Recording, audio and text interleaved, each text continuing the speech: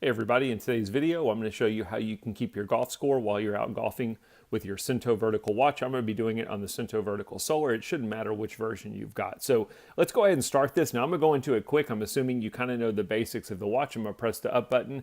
You're going to see me using buttons versus touchscreen just to keep my fingerprints off the screen. It'll make it easier for you to see. Press the up button. We've got a listing of all of our activities that we can do.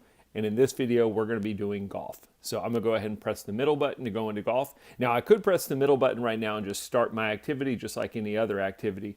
But for today's video, we don't want to do that. We want to go down, and we're going to go to Suunto Plus. And you can see that in my case, there's none turned on. I have no Suunto Plus options turned on. This is a free feature. This isn't something that you pay for. We're going to go down, again, this is under the golf activity. We could turn on any one of these things. So maybe while we're out golfing, we want to be able to look at our weather or weather forecast.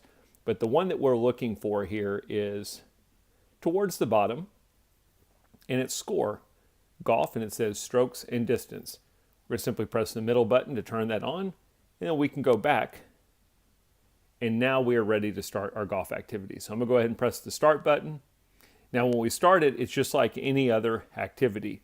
If I press the middle button though, it takes me to the Suunto Plus app that we just turned on, which is golf, and it says press to add, long press to remove. So it's kind of a cool feature. I'll let you look at what else it says. You'll notice it says that press the top button for stroke and the bottom button for next hole. So pretty simple stuff.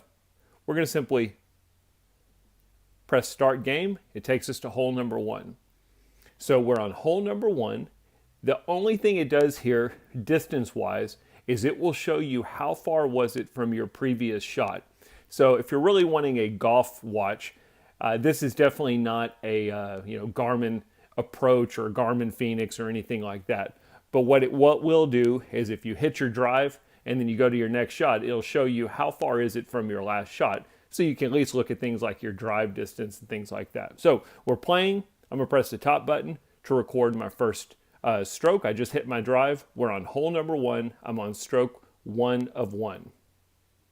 You'll notice this bottom here says distance from last stroke. It's not showing anything because we're not moving. I've just hit my second shot,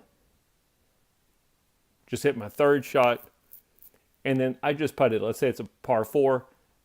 I just finished the hole.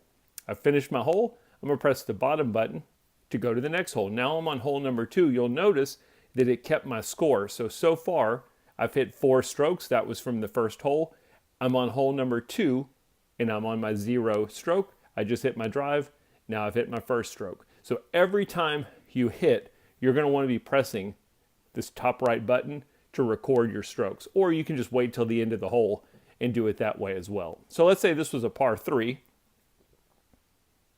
and we finished the hole.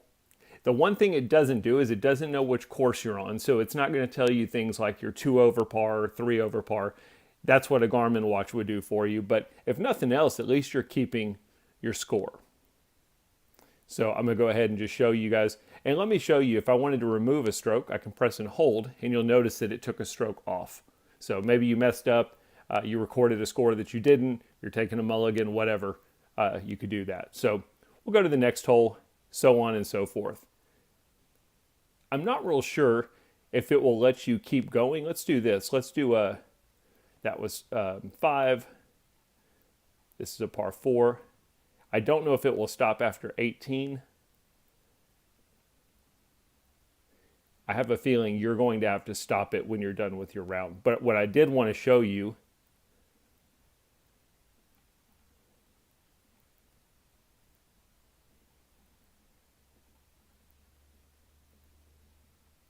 was what it looks like at the end of your round.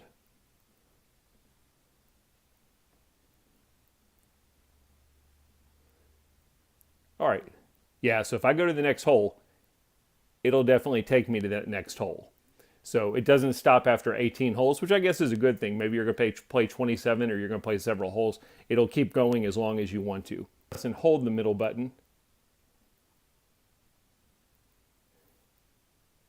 We're going to get back to our main screen, and I'm going to stop my activity. Now that I'm done, I'm simply press end, and I did have feelings turned on. You can turn this off on the activity. I'm going to save it. I want to show you what it looks like in the Suunto app. It does keep up with your score information, and it records that for your golfing activity. So we'll take a look at that now. All right, so as mentioned, I thought I would show you what it looks like in the app.